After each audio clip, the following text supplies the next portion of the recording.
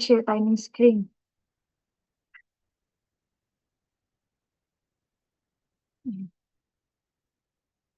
Kita po ba ang screen po? Opo.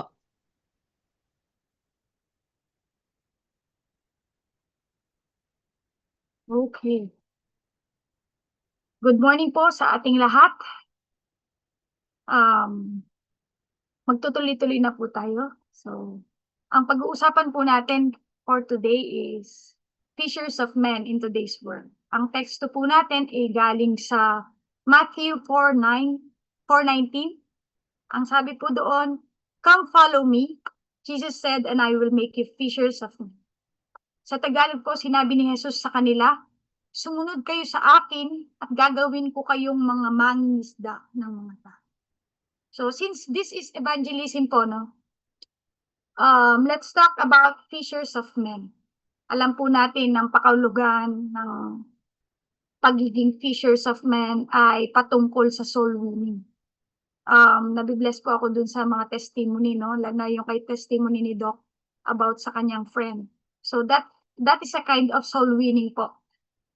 And sino po dito ang may na-invite ngayong umaga, may naakay na kaluluwa sa gawain ng Diyos? Mag-heart or like naman po kayo dyan or magsabing amen. Amen? So before we start, hayaan niyo pong tayo'y pansamandaling manalangin. Holy Spirit, we welcome you. Thank you for this wonderful day na pinagkatipon mo kaming muli upang mapag-usapan, mapag-aralan ang iyong salita. Dalangin ko, O Diyos, ngayong oras na ito, matanggap namin ang aming mga bahagi sa iyong presensya. Malaya kang kumilos sa aming kalagitnaan. Lord, sa mga nangangailangan ng kagalingan ngayong oras na ito, let there be healing right now. As they hear your word, magpagaling ka, magparanas ka ng kaligtasan na nagmumula lamang sa iyo. Magparanas ka ng kapayapaan na nanggagaling sa iyo, ng pag-asa na nanggagaling sa iyo, O Diyos.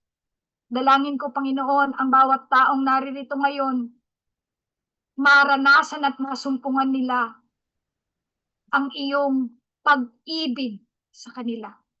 Salamat po at sa aming mga maririnig na salita, hayaan mong tumimo sa aming mga puso't isipan upang sa pang-araw-araw naming pamumuhay, O Panginoong Hesus, mapurihan ka namin, madakila ang iyong ngalan sa aming mga buhay. Salamat po, maingat naming ibinabalik sa iyo ang lahat ng kapurihan, ang lahat ng kapasalamatan sa tanging pangalan ng aming Panginoong Hesus, at ang lahat ay magsabi ng Amen and Amen. So, since fishers of men po ang ating pag-uusapan for today, I want you to imagine ang mga mangingisda. Yeah. Ang aga-aga naman, Sister Pat, pinapag-imagine mo kami. Kamakailan po kasi galing po ako sa Pangasinan, nagkaroon po akong chance na makakita first hand ng mga mangingisda in real time. Nakita ko po kung paano sila maghanda sa kanilang paglaot. Sa kanila po, hindi sila basta-basta pumupunta sa dagat nang walang plano. Amen? Alam nila agad kung ano ang target nila. Alam nila agad kung anong dadalhin nila. May lambat sila, no? Kasama ng kanilang bangka. May lambat, may kompas, may ilaw, at kalakip nito yung tiyaga nila sa magdamag na pangingisda. At higit sa lahat po, meron silang layunin or purpose. Bakit sila lalaot? At ang purpose nila is makahuli ng isda. So, nung time po ni Jesus, noong unang siglo, in the first century, kilala po ang Sea of Galilee sa pangingisda. Ito po'y pangunahing hanap buhay noong panahon na yon.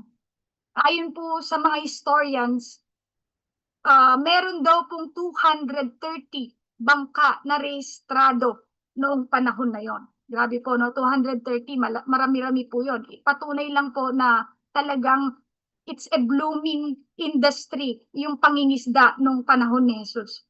At alam niyo po ba, noong 1986, natuklasan po ng mga archaeologists ang lumang bangka noong panahon ni Jesus. Hindi po exactly yun yung bangka nila Peter and Andrew, but they say na ito'y lumang bangka dated noong panahon ni Jesus. Patunay lamang po na ang ating gospel o ang ebanghelyong ating tinanggap at naranasan ay totoo. Amen po ba? So going back sa pangingisda, karaniwan po sa mga mangingisda, nagtatrabaho po sila yan sa araw at inaayos yung mga lambat nila sa araw, sa gabi naman ay lala. Eksaktong po ito na pinanggit dito sa ating text na binasa.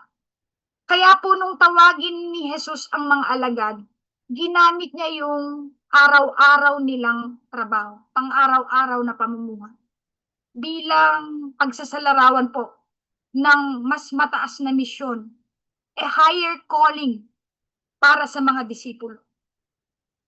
Hindi po ito patungkol sa career upgrade nila, kundi ito po'y patungkol sa pagbabago ng layunin. It is the change of purpose. Mula sa paghuhuli ng isda tungo sa paghuli ng kaluluwa para sa Diyos. So ganyan po ang background ng ating binasang verse, no? Alam niyo po, sa panahon natin, pwede natin pong ihalin tulad sa panahon natin. Ano nga ba ang mga hanap buhay na meron tayo ngayon? Isipin niyo po, mga profession na meron tayo ngayon, career. May mga iba po, no? Isipin niyo yung mga tricycle driver, taxi driver, jeepney driver. Araw-araw po maaga silang bumabiyahe. Maghahanap yan ng mga pasahero. Para sa kanila po, normal lang ito na usual routine, usual trabaho lang. Yung iba naman pong nasa Canada, no? May mga caregiver po tayo dyan, may mga healthcare workers po tayo dyan, na nag-aalaga sa kanilang mga pasyente. May mga iba naman po, nasa opisina, no? Kumakausap ng mga kanilang mga kliyente, nakakasalamuha ang iba't ibang uri ng tao. At kahit ano pang pwede mong maisip na hanap buhay na meron ngayon, call center, tindera, name all the profession or career na pwede nyo pong maisip. Marami pong profession ngayon at hindi lamang isa ang pangunahing hanap buhay po ng tao. Sino pong nag-agree sa akin doon? Bakit ko po sinasabi ito? Sister Pat, anong connect niyan sa sasabihin sa pag-uusapan natin? This is the good news. Ibig lamang po nitong sabihin, this is the good news, mga kapatid ko kay Kristo. Sa dami ng profesyon at mga hanap buhay na meron sa generation natin, ito po ang magandang balita. Maraming channel ang pwede nating magamit para maipahayag ang mabuting balita ng kaligtasan. Amen po ba? Hindi lang po siya limited sa pulpito, hindi lang siya hanggang simbahan, o role ng simbahan, o role ng pastor, o role ng worker. Alam niyo po ba, maging sa pang-araw-araw nating ginagawa, anuman ang karir mo, kapatid, driver ka man, call center ka man, caregiver ka man, tindera, housekeeper, name them. Hindi limited ang Diyos upang hindi ka magamit as channel of the mission. At ano po ang mission na yon? Sabi ko nga po kanina, to become fishers of men in today's world. Amen? Get excited, mga kapatid ko kay Kristo, kung paanong yung testimony ni Doc, na-excite siyang pumunta ng New York at na-excite siya sa mga paparating pang trips maging excited po tayo sa pangangaluluwa. Amen. Ano man ang ginagawa mo, kapatid, ngayong kasalukuyan, kayang-kaya kang gawin ng Diyos na maging taga-akay ng kaluluwa para sa Kanya. Tagapagdala ka ng mabuting balita. We are fishers of men. Imaginein mo, from a caregiver, from a driver, tindera, call center, tungo sa paghahanap, pag-aakay, at pag-aalaga ng mga kaluluwa para sa Diyos. Amen. How do you like that? Nakaka-excite po, hindi po, nakaka-excite po, di po ba?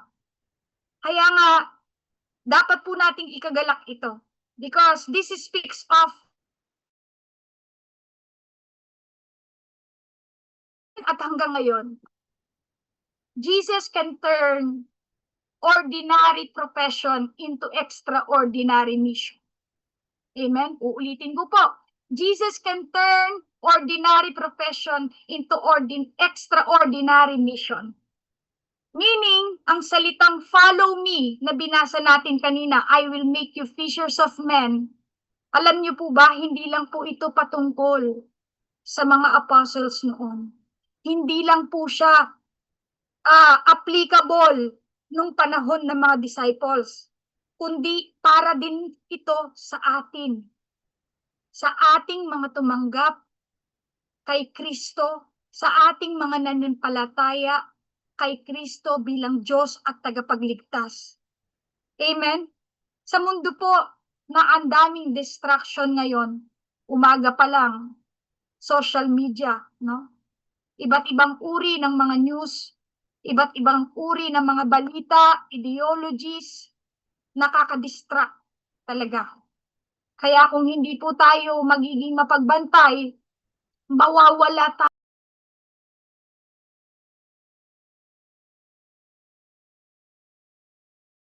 Paano nga ba tayo magiging effective fishers of men sa panahon natin ngayon? Gusto ko po kayong paalalahanan. Ang pagiging fishers of men ay hindi po nakasalalay sa ating sariling lakas. Amen? Kundi sa kapangyarihan ng Diyos na gumagawa sa atin. It is the power of the Holy Spirit. It is the work of the Holy Spirit. Ang sabi po sa Acts 1:8, it says, "But you will receive power when the Holy Spirit comes upon you, and you will be my witnesses, telling the people about me." Telling the people about me everywhere in Jerusalem, throughout Judea. Ngunit pagdating ng banal na spirito, kayo ay tatanggap ng kapangyarihan. Ang sabi po doon. Malinaw po, you will receive power. We will receive power. We will be witnesses everywhere, kahit saan ka pa. Nagpapatunay lamang po ito na nasan ka man, anumang dako ng mundo, saan man dako ng mundo naroon ka, anuman ang profession mo, as the Holy Spirit empowers you, enlisted ka, kasama ka sa mandato ng Diyos para sa atin, to become fishers of men. Tagapagdala ka, kapatid, ng kaluluwa sa kingdom ng Lord. Amen po ba? Again, paano maging effective fishers of men? Without the Holy Spirit, without the power of the Holy Spirit that we have received, hindi tayo magiging fruitful na fishers of men. Our word for today, ang nais ko pong matandaan natin sa lahat ng sasabihin ko, isa sa mga gusto ko pong matandaan natin is the word cast. Say it with me, cast. Sige po, pwede niyong i-type dyan sa ating comment section. Cast, meaning, since we are talking about fishers of men, ang pag-fish po is casting the net. Tama po ba? It's like casting the net sa dagat. To become fishers of men in today's world, bago tuhin po natin na tayo ikaw, ako, ay kinasihan ng Santong Espiritu when He comes. Amen? Mahalaga po ang pagdating ng Holy Spirit sa ating buhay. Coming of the Holy Spirit. Katulad po ng binasa natin sa Acts 1:8, ngunit pagdating ng Banal na Espiritu, kayo ay tatanggap ng kapangyarihan. Ibig pong sabihin, ang Espiritu ang tumatawag at nagbibigay ng kapangyarihan upang ipahayag ang purpose ng Diyos sa atin. And in Acts 2:17 to 18, mabilis ko na lang pong babasahin yung part. Sabi po doon, in the last days, God says, I will pour out my Spirit on all people. All people. Noong panahon po na ito po yung indwelling of the Holy Spirit, the coming of the Holy Spirit, the Pentecost. Noong panahon ng Pentecost, ang mga ordinaryong tao,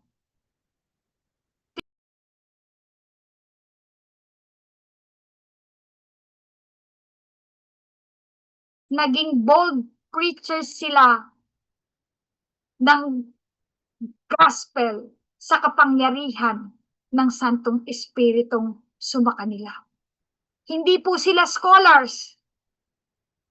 They are just ordinary people doing their ordinary thing.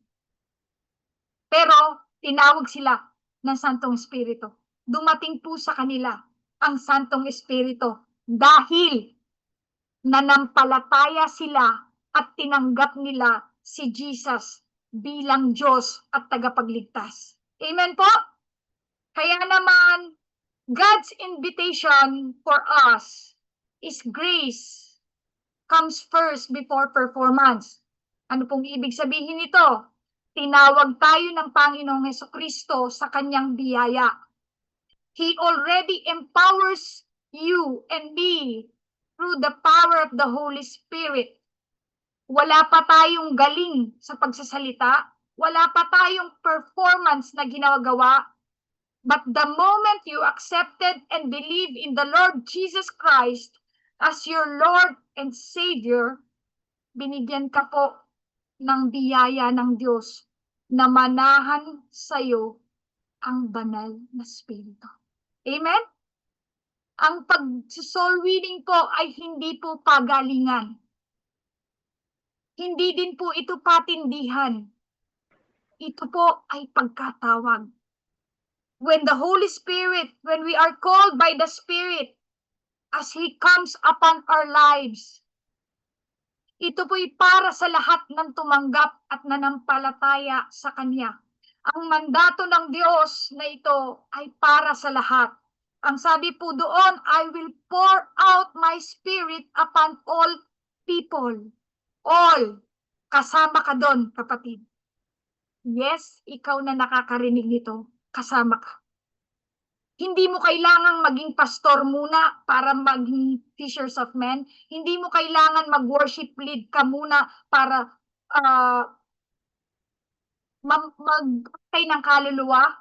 Hindi mo kailangan maging greatest musician ka para mag-akay ng kaluluwa. Alam niyo po, basta tinawag ka ng Santong Espiritu, basta kinasihan ka ng Santong Espiritu, at dumating sa iyo ang Santong Espiritu, alam mong naranasan mo ang Santong Espiritu sa buhay mo, may role kang dapat gampanan.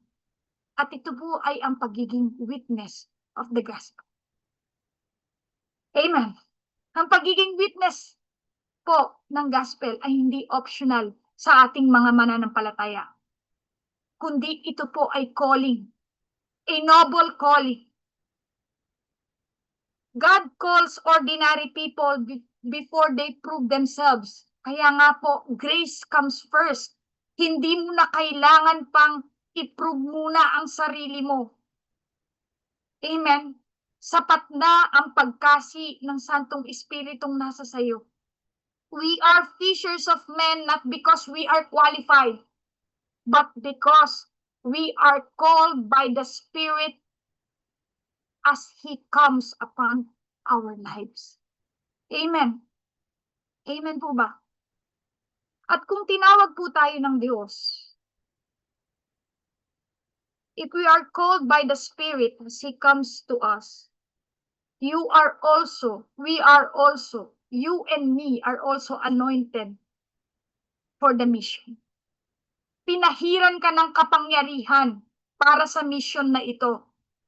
At ang pagpahid po, or the anointing, yun po ang nagbibigay sa atin ng lakas para sa paglilingkod natin sa Diyos at sa ibang tao. So, hindi po nagtatapos sa kaligtasang tinanggap natin. Kailangan na isi-share at na ibabahagi po natin ito sa ibang tao. Amen?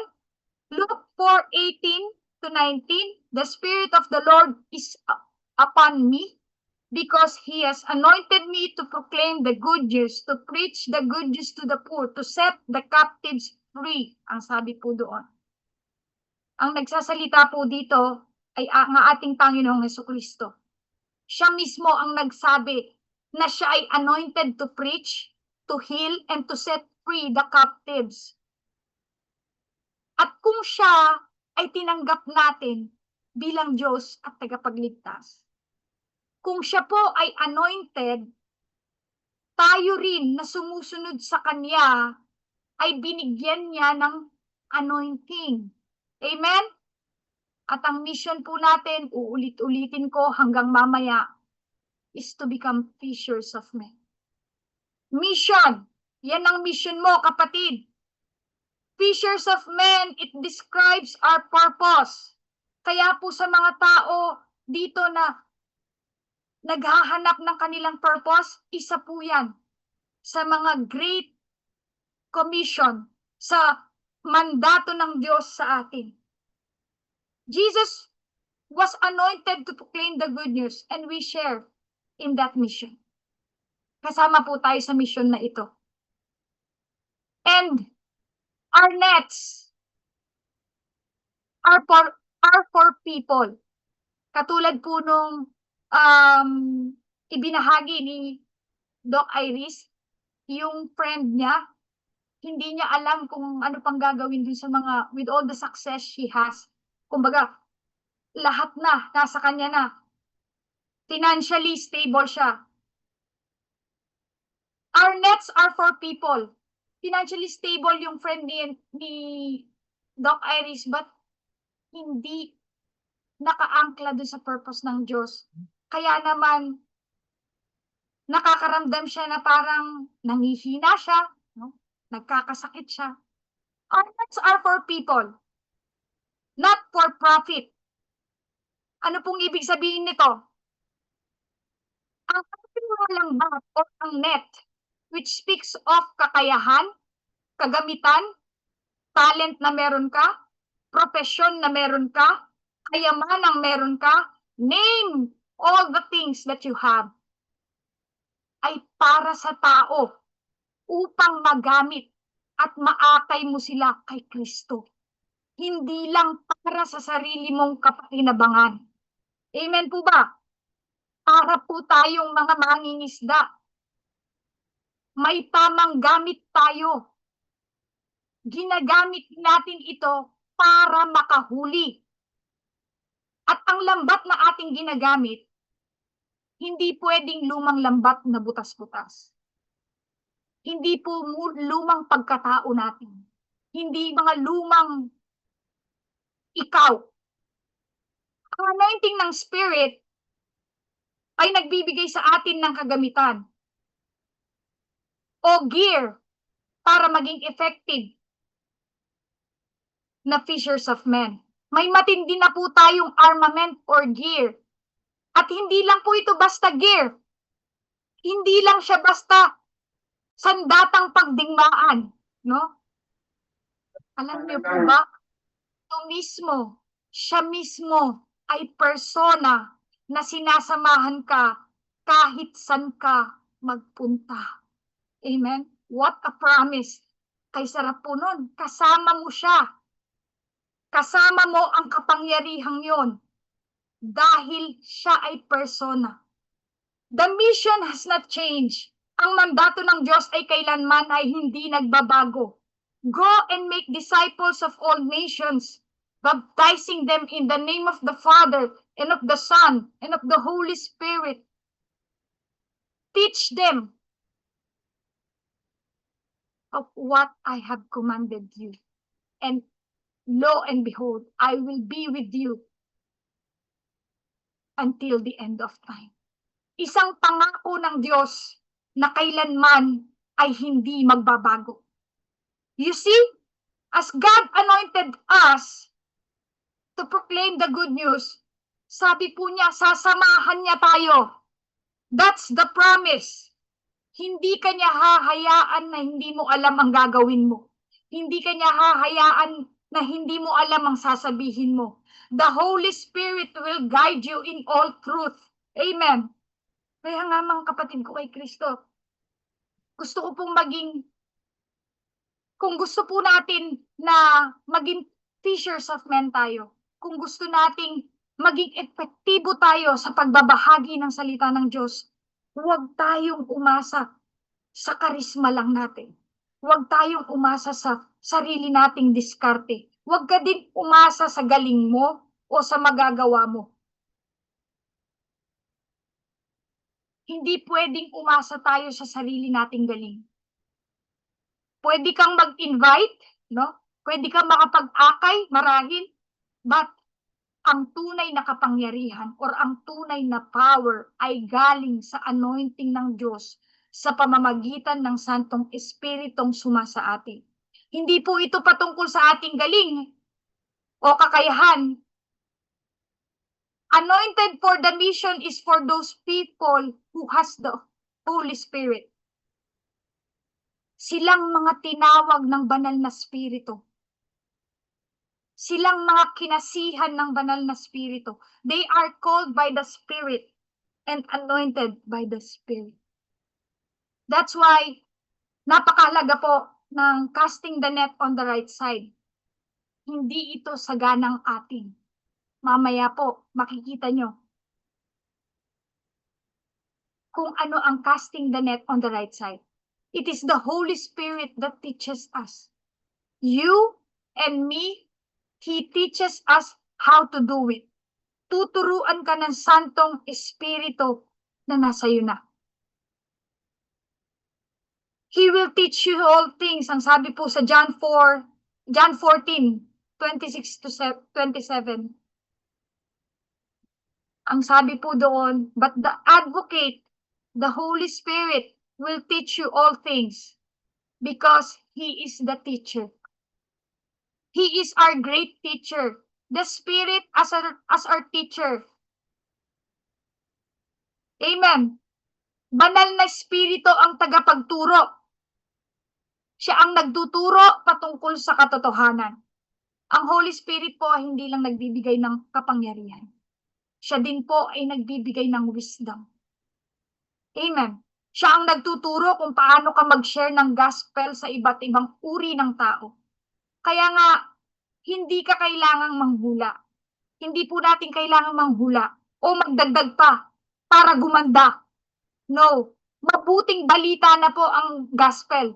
Hindi mo na kailangan pagandahin pa. Wala ka nang maidadagdag pa. Dahil again, ang Holy Spirit lamang ang tanging tutulong sa'yo. For He will teach you all things. Basta sensitive ka at aware ka sa promptings and conviction niya. Amen. Amen. Sa gabay po at patnubay ng banal na spirito, nakakaya po natin or napipili po natin yung tamang lugar at oras. Napakaganda po talaga nung hindi ako makaget over din sa testimony ni Doktora. Hindi niya alam bakit siya pinapapunta ng Lord sa New York, no? Kasi prompting po yun ng Holy Spirit. Natututo tayong pumili ng tamang lugar. Hindi lang basta-basta pasyal-pasyal, no? May tamang lugar at oras. Noon at ngayon, sabi ko nga po kanina, hindi nagbago kailanman ang mission natin. We are fishers of men. Tagapagdala tayo ng kaluluwa sa kingdom ng Diyos. What has changed is the cultural water we fish in. Yun ang nagbago. Mas lumawak ang karagatan ng mundo. Mas lumawak ang mga isda. Mas dumami ang mga tao. The cultural water we fish in, sorry, has changed. So meaning, kaya nga po maging sa digital platforms, meron ng ganong approach, katulad ng ginagawa po natin, may Zoom, no? May mga virtual meeting, global connectedness, lumaki at lumawak. Tulad po ng pangingisda, sabi ko nga po kanina, alam mo agad ang target mo pagkasama mo ang Santong Espiritu. Hindi lahat ng isda different approach po tayo or pamamaraan dapat. Merong iba't ibang kain, kumbaga, or bait, no? Para sa isda, para sa mga tao. Same thing sa approach sa gospel. Kapag pinag-usapan po natin ang soul winning, kanino dapat tayo magpaturo ng tamang approach? Hayaan niyo pong tulungan ka ng Espiritu Santo. Amen? Huwag kang umasa, kapatid, kay Google, please. Huwag kang umasa kay FB. Huwag ka rin umasa kung saan ka makakahanap ng approach or style. Alam niyo po, pag ganun ang ginawa natin, prone tayong maligaw if hindi ka rooted sa salita ng Diyos. Dapat rooted ka muna sa salita ng Diyos. Dapat may foundation ka sa pamamagitan ng Santong Espiritong sumasa atin. For He will teach you all things. I-remind ka niya sa mga salita ng Diyos na iyong narinig, na iyong binasa,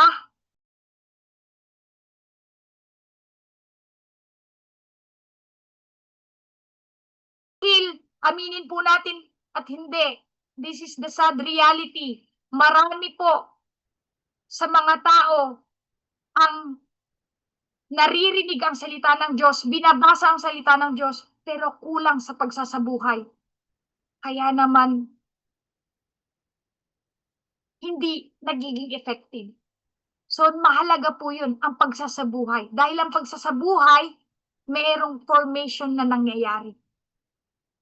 Kaya nga sabi ni Lord, I will make you fishers of men. I will make. It speaks of sanctification. Siya ang maggagawa. Ang Diyos lamang ang makakagawa nito sa buhay natin. Hindi sa sarili mong kabaitan o kabutihan, kapatid ko kay Kristo. No amount of goodness na meron ka apart from Him ang makakapaging effective sa'yo sa pag-aakay ng kaluluwa. The Spirit teaches us and shapes us into effective witnesses. Amen? And kalakip po nito, every act of obedience is part of His training program. Dapat may obedience. Dapat may pagsunod.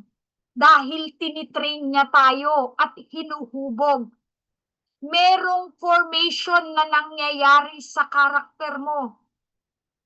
Hindi lang basta magaling kang magsalita, hindi lang basta magaling kang mag-invite.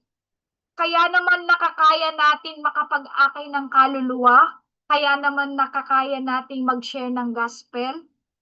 Alam niyo po bakit? Dahil naranasan natin ang pagdating ng Holy Spirit sa ating buhay. At ang Diyos ang nagpapaging ganap nito sa atin. He is our great teacher. The Holy Spirit Himself. Amen? Kaya nga po kung gusto nyo mag-share sa kaibigan mo, no? Sa office mate mo, sa kapitbahay mo, sa mga katrabaho mo, kakilala mo, at maging sa kapamilya mo.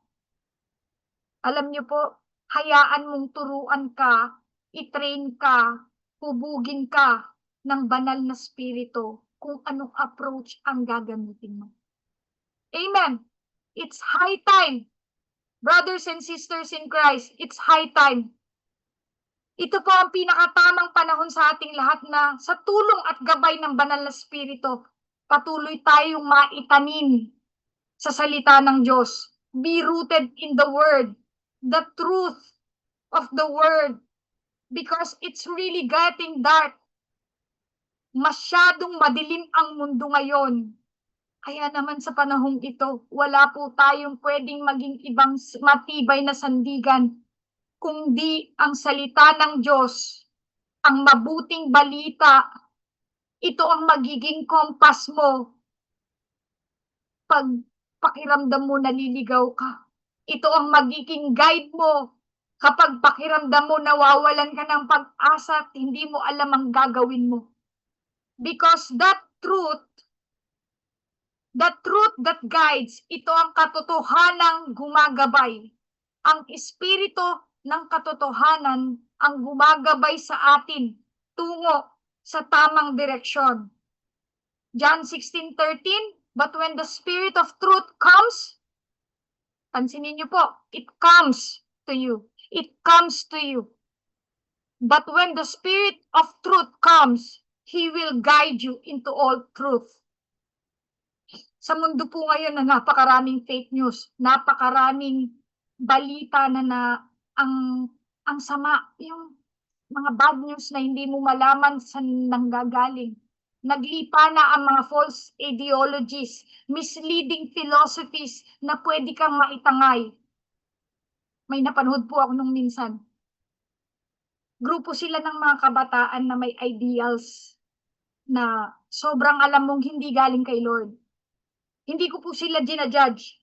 Madidiscern mo lang sila sa paanong paraan. Hindi man nila nabanggit ni minsan sa kanilang gathering ang Diyos at naniniwala sila sa sarili nilang kakayahan. It's always about me, I, us. It's like a cultic practice para pong kulto. Kakaiba po sila. Pinaghahandaan daw po nila ang Agenda 2030. Patalastas lamang po ito. Kapag narinig mo, parang soul winning. Kaya kung hindi po tayo maging mapagbantay sa mga pinapanood natin sa social media, akala mo, ay, sa una parang tama yung sinasabi. Pero is it the truth? Yan po ang kaibahan ng soul winning sa networking. Ang soul winning po may pahid ng banal na spirito. Ang networking, it is established by man's effort. Ang soul winning, si Kristo ang naitataas at naipapakilala. Ang networking, ang grupo o pangalan ng tao ang naitataas at naipapakilala. That's the sad reality nowadays. At nakakatakot po. Kaya nga kung hindi tayo rooted sa word, sa truth, matatangay tayo. But thanks be to God, Jesus is the only way, the truth, and the life. No one comes to the Father except through Him. Yan po ay nasa salita ng Diyos. Kailangan po nating tayuan yan. No one except through Jesus. Kaya po sa panahon natin ngayon, let's plead and ask the Lord for discernment. Na hindi tayo matangay sa mundo. Ako po personally, ang lagi kong dalangin, Lord, itanim mo po ako sa inyong salita. Ayaw kong madisib ng mundo ngayon. Nakakatakot po ang mawalay sa inyo. Madali tayong madidisib kung hindi tayo rooted sa word. Grabe po ang deception ngayon. If hindi tayo magbabasa ng Bible, if hindi natin sasaliksikin ang salita ng Diyos, at kung hindi tayo magpapatulong sa Santong Espiritu, madali po tayong matatangay sa mga filosofiya, sa mga ideologies ng mundo ngayon. Bakit po? Kasi seems right, uso, seems logically sound, makatao naman, ang sabi pa nga ng iba. Hindi po ba naman makatao? Fairness, no? Equality, inclusiveness. Wala naman po sanang masama sa mga yan. As long as ang Lord ang mapupurihan and it grounded in truth. Kaso po, it's the other way around. Kaya nga, kapatid ko kay Kristo, mga magulang ko pong naririto, mag-ingat po tayo at lalo nating pagbulay-bulayan at isabuhay. Pagbulay-bulayan at isabuhay ang salita ng Diyos upang hindi tayo matangay ng agos ng mundo. Amen? Yan po ang magiging kompas natin, ang salita ng Diyos. Hindi tayo basta-basta matatangay. Yes, we are in this world. Narito tayo sa mundo, but we are not of this world. Hindi tayo taga-mundo. Stand on the truth. Bilang fishers of men, naniniwala po ako na lahat ng naririto ngayon ay fishers of men dahil naranasan mo ang Diyos. May testimonya ka ng Diyos. So, fishers of men ka, kapatid. Hindi tayo nagdadala ng opinion lang natin, or point of view mo lang, or wordplay mo lang, or galing mo lang. Ang dala natin ay ang katotohanan ng salita ng Diyos at ang kapangyarihang taglay nito. Amen. Tinutulungan po tayo ng Santong Espiritu to be set apart for Master's use, no? He guides us in truth. Amen. Set apart ka for the mission. We are being separated from the current year of this life. Set apart ka, kapatid. Set apart ka para sa kingdom. Set apart ka para kay Lord Jesus. Amen. Because the Spirit of truth guides us to let go of old nets. Yan po ang pagiging set apart.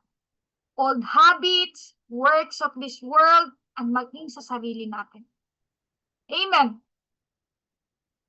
Kaya kung, alam niyo po, kung wala ang truth sa atin, at wala ang paggabay ng Santong Espiritu, para tayong mga mangingisda na walang kompas. Para tayong mga mangingisda walang kompas. Paano mo malalaman na tama ang naririnig mo? Sa Facebook, sa social media, sa YouTube. Paano mo malalaman na tama ang narinig mo kung wala kang foundation? Kung hindi ka magiging rooted sa salita ng Diyos? Paano? Kaya nga po, ngayong gabi, ngayong umaga, ino-offer tayo ng Spirit of Truth to let Him guide you and me. Stand on the truth. Dahil kapag nagpagabay ka sa Spirit of Truth at babad ka sa katotohanan ng salita ng Diyos, kahit maglipa na pa dyan ang napakaraming fake news, kahit maglipa na pa dyan ang nakakawalang gana or nakakawalang pag-asang mga balita or filosofiya, ideologies ng mundo, alam natin kung saan tayo pupunta. Alam natin kung saan natin ikakas ang net natin at paano tayo magiging effective na fishers of men para kay Kristo. Hindi po tayo basta-basta matatangay, mga magulang ko po't kapatid. Bakit? Dahil siya mismo ang kompas. Siya mismo ang guide. Siya mismo ang ilawan sa gitna ng kadiliman ng dagat ng mundo ngayon. Amen? Pero syempre po, wag lang po tayong mag-memorize ng salita ng Diyos for the sake of memorizing it, or yung mga iba for the sake of weaponizing it, ginagamit para magpatama. Wag naman pong ganon. Amen? Wag po. Wag po nating gamitin ang salita ng Diyos para may ma-quote lang tayo at may maiparinig. Hindi sapat na memorize lang natin ang word. Dahil alam niyo po, maging si Satanas, no? Alam niya at kino-quote niya nga ang salita ng Diyos. Ang kinaibahan po natin kay Satanas, sinasabuhay natin ang salita ng Diyos at naibabahagi natin sa iba. Yan po ang kaibahan natin. Kaya mahalaga po yung sinasabuhay eh. Amen? This is the challenge, mga kapatid ko kay Kristo. Dito na po ako magko-conclude. Tandaan po natin, napansin niyo yung kwento sa John 21:6 nung kinas po ng mga disciples yung net nila. Nung inutusan sila ni Jesus to cast the net on the right side. All night, buong magdamag silang ng huli. Buong puwersa sila, full force sila, lahat ng lakas nila, binuhos nila, lahat ng diskarte nila sa pangingisda, binigay nila, pero hindi po naging sapat ang kakayahan nila sa pangingisda. Ang lahat ng kanilang kakayahan ay hindi sumapat or hindi tumabla or hindi nahigitan ang kapangyarihan ng salita ng Diyos. Si Lord Jesus, He just uttered the word. Sinabi niya lang, nag-command lang siya, binigkas niya lang. Jesus said, cast the net on the right side and you will find some. Kapansin-pansin po, nang sumunod ang mga disipulo kay Jesus, when they cast the net on the right side, alam niyo po ba, nagkaroon sila ng overflowing catch. Umaapaw na huli, halos mga punit na po ang kanilang lambat. Hindi kinaya ng lambat nila kasi nag-uumapaw. At ano ang sikreto sa overflowing catch? Alam niyo po anong sikreto? Obedience to His word is equals to overflowing catch. Kaya nga po, mahalaga ang pagsasabuhay, obedience to His word. Kung ikas natin ang net natin dun sa direksyon ng Diyos para sa'yo, at kung susunod tayo sa direksyon ni Jesus, hindi lang tayo basta-basta manguhuli, makakaranas tayo ng abundant harvest as you cast the net on the right side. Amen. Amen. Cast. Ang salitang cast po na aking binabanggit kanina, meaning siya rin ang magbibigay, ang casting po, ang Diyos din ang magbibigay ng kakayahan sa iyo to cast the net on the right side. Not on your own strength, not on your own capacity, hindi sa sarili mong diskarte, hindi sa kakayahan mong manghuli, hindi sa magagawa mo, kapatid ko kay Kristo, but because of the power of the Holy Spirit, the work of the Holy Spirit that is in you. He will make you fishers of men. He will make you fishers of men. Ang salitang make po doon, the making part is not our part. Hindi natin part yung making. Ang part, Diyos ang may part ng making. Siya ang magpapaging ganap noon. Ang part natin is to yield to His call. No? Yield to His power. Yield to the Holy Spirit so you can cast the net on the right side. And you can confidently stand on the truth na as the coming of the Holy Spirit sa buhay mo, you are called by the Spirit. You are anointed for the mission because the Spirit is your teacher. The Spirit is our teacher. That the Spirit is our truth that guides. Amen. Ngayong linggo po, i-challenge po natin ang bawat isa sa atin. Let's pray for harvest. Let's pray for harvest. Lord, saan mo ako gustong dalhin? Saan mo ako gustong i-cast ang net? Sa kaibigan ko ba? Sa pamilya ko ba? Sa kaklase ko ba, Lord? Sa mga katrabaho ko? Lord, please guide me. Tandaan po natin, the right side is not about technique. It's not about our charisma, our means, our style, our talent, but it is all about trusting His voice and trusting His direction. Dahil ang pagtitiwala sa Kanyang salita ay palatandaan ng ating reliance sa Diyos. And you believe Naniniwala ka, kapatid, na siya lang ang makakapagbigay ng harvest.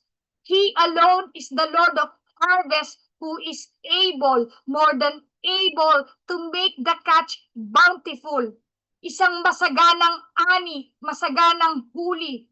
Siya ang magdadala sa atin ng huli. Siya ang mag-guide sa atin kung anong sasabihin natin. Amen. Wala kang kailangan idagdag pa. For He will teach you all things. Ang kailangan mo lang, kapatid ko kay Kristo, ay sumampalataya, maniwala, tanggapin ang kapangyarihan sa atin ng Diyos sa pamagitan ng Banal na Espiritu. Amen? Mga kapatid, this is a timely reminder sa ating lahat na tumanggap at naranasan ang kaligtasan ng ating Panginoon. Jesus is still calling us today. Follow me and I will make you fishers of men. Huwag kang matakot. Huwag kang panghinaan ng loob. Sasamahan ka ng Diyos kahit saan ka magpunta. So let's cast our nets and let God, let the Holy Spirit guide you and bring the catch. Amen po ba? Maraming salamat po sa pakikinig. Mapagpala po ang lahat sa salita ng Diyos. Salamat po sa lahat. To God be all the glory. God bless us all po. Amen.